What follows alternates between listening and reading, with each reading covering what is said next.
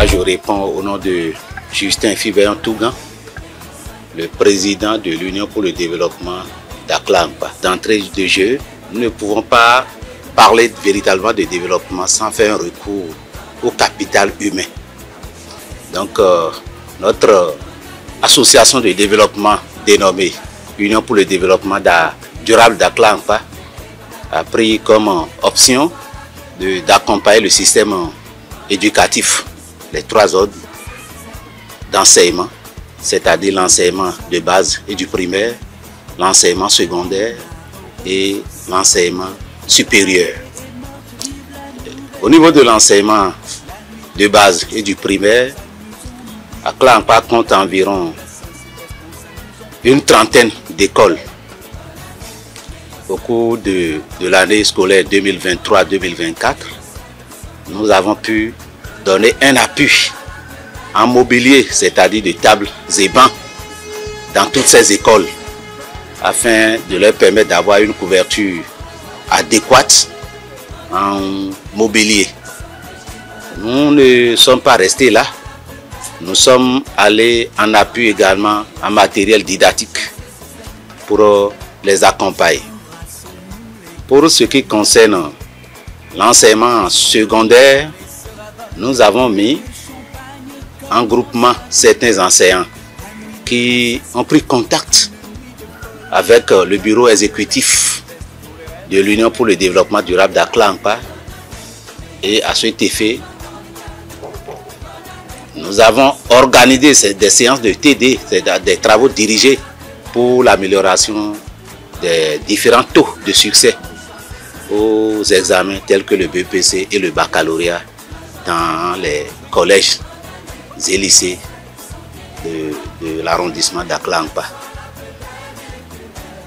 Nous ne sommes pas restés à ce niveau seul. Pour ce qui concerne l'enseignement supérieur, nous avons organisé les jeunes étudiants en début et aussi en fin de cycle de licence, à les accompagner, à les orienter sur les lieux de stage, pourquoi pas à les amener à intégrer le marché d'emploi à travers la NPE et autres. Nous n'allons pas quand même passer sans dire un mot à l'endroit de tout ce que l'État central essaie de faire à l'endroit de notre arrondissement. Face à l'expérience de l'Aspirana, je crois que l'État a essayé de faire de son mieux, mais nous voudrions que cet effort-là, c'est salutaire, mais nous voudrions que cet effort soit un peu redoublé afin d'avoir une couverture adéquate en matière d'enseignants de qualité. Parce que si nous n'avons pas un enseignement de qualité, nous ne pouvons pas avoir des ressources humaines de qualité en fin de formation. Nous avons également mis en organisation des femmes des 10 villages administratifs que compte Aklanpa pour les accompagner à travers les activités génératrices de revenus, à travers des sollicitations des microcrédits pour aménager un peu le panier de la ménagère.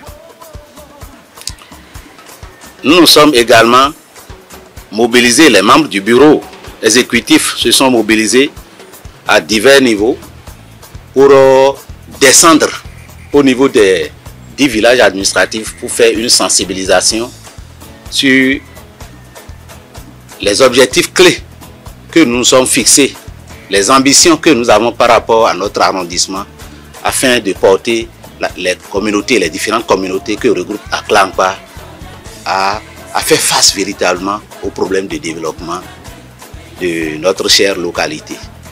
À ce sujet, nous avons mis en place, tel que l'a stipulé les tests fondamentaux qui régissent notre association de développement. Il faut procéder à la mise en place des sessions villageoises pour l'UIDA, c'est-à-dire l'Union pour le développement durable d'Aklanpa.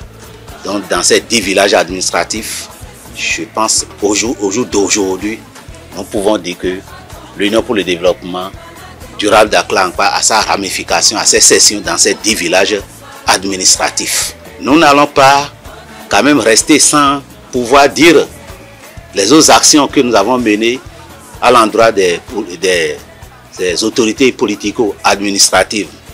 À l'endroit des autorités politico-administratives, il y a eu des plaidoiries, des doléances que nous avons formulées, vu les problèmes auxquels se retrouvent confrontés. Le problème d'infrastructure routière est devenu le problème le plus important de notre localité. La voie d'accès qui dessert Glazoué, à Santé, passant par Roko, à Klankpa, Sowiandji, Djagbalo, Bante, quand même, c'est passé en conseil des ministres. Notre souhait, c'est de voir cette voie après aménagement, le bitume. La voie là devrait recevoir du bitume. Pourquoi? Parce que l'État central a pu nous mettre un joyau à Glazoué qui abrite désormais le marché international de Glazoué. Or, c'est l'axe là qui est l'axe prioritaire qui draine les produits tropicaux, qui anime véritablement le marché de Glazoué, à savoir les céréales, dont le soja, le maïs, l'arachide, et j'en passe. Pourquoi pas le coton, pourquoi pas les graines d'acajou. C'est pour cela que nul ne sera de trop. Nous continuons toujours par frapper aux différentes portes des autorités politico-administratives afin vraiment de comprendre l'enjeu. L'axe là est l'axe le plus important pour le marché de Glazoué. L'État central a déjà fait l'essentiel de nous construire un marché moderne, mais l'autre chose restera de tout faire pour pouvoir vraiment, après aménagement, mettre le bitume sur la voie d'accès à Klankpa, Glazoué, à Klankpa, Sowiandji, Djagbalo et Bante. Nous n'allons pas dire que l'État est resté sans être sensible à nos problèmes. Toutefois, quand ça reste un peu à faire, c'est que c'est supposé que rien n'est fait. Raison pour laquelle nous continuons par nous battre. Nous sommes donnés comme option de continuer toujours les plaidoiries dans tous les sens afin que nos objectifs soient atteints. L'Union pour le développement d'Aklankpa a déjà son plan d'action. Ça c'est un secret que je partage avec vous.